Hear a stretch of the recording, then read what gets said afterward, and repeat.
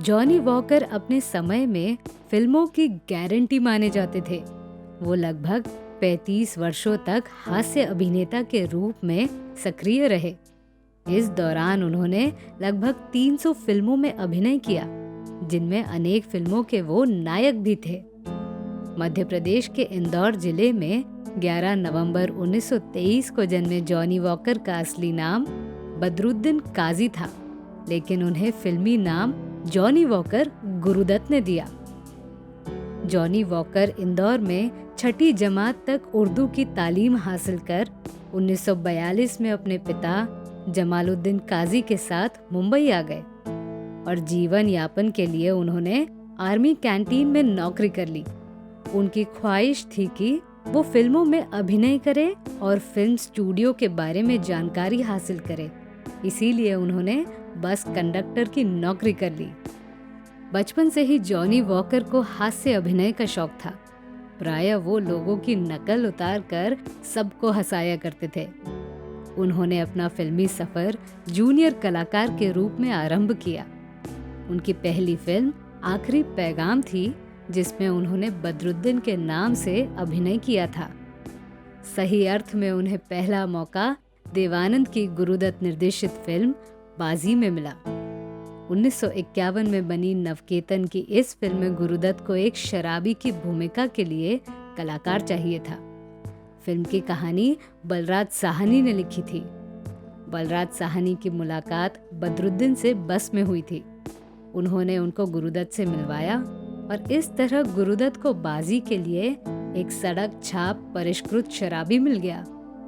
गुरुदत्त ने एक विस्की के नाम पर बदरुद्दीन काजी का नया नाम जॉनी वॉकर रखा और फिल्मों में हास्य अभिनेता के रूप में इस तरह पहचान मिल गई। इसके बाद नवकेतन की ही फिल्म आंधियां आई, जिसमें निर्देशक चेतन आनंद और कलाकार देवानंद, कल्पना कार्तिक और निम्मी आदि थे।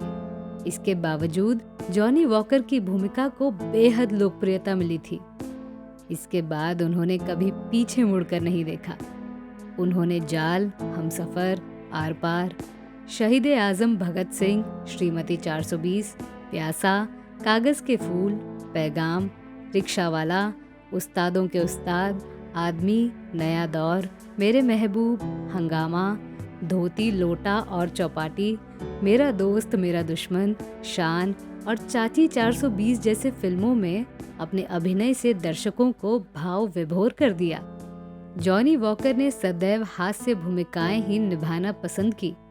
हर फिल्म में कुछ नया करने की चाह ने भी उन्हें अपने आप को दोहराने से बचाए रखा। जॉनी वॉकर कहा करते थे कि मुझे लोगों को हंसाने, गुदगुदाने में आत्मिक सुख मिलता है। वो साफ सुथरा और शालीन हास्य पसंद करते थे। उन्होंने कभी भी हास्य के लिए फुहड़ता, अश्लीलता या द्विअर्थ संवादों का सहारा नहीं लिया। शराबी की भूमिकाओं के लिए कभी शराब का सहारा नहीं लिया। यहाँ तक कि निजी जिंदगी में भी उन्होंने कभी शराब नहीं पी। फिर भी उन्होंने शराबी की अनेक यादगार भूमिकाओं को पर्दे पर साकार किया था। जॉनी वॉकर पहले हास्य कलाकार थे, जिनके नाम पर नटराज प्रोडक्शन ने सन 1957 में जॉनी वॉकर नामक फिल्म का निर्माण किया था, जिसके निर्देशक वेद मोहन थे। इस फिल्म में नायक जॉनी वॉकर और नायिका श्यामा थी। फिल्म की सफलता से उत्साहित वेद मोहन ने अपनी अगली फिल्म मिस्टर कार्टून एम में भी जॉनी वॉकर को शीर्ष भूमिका के लिए चुना। मिस्टर जॉन, नया पैसा, जरा बचके, रिक्शावाला, उड़न छू आदि फिल्मों में भी उन्होंने मुख्य भूमिकाएं निभाई थी। उन्होंने अपने समकालीन लगभग सभी ख्याति प्राप्त निर्माता निर्देशकों की फिल्मों में अभिनय किया था।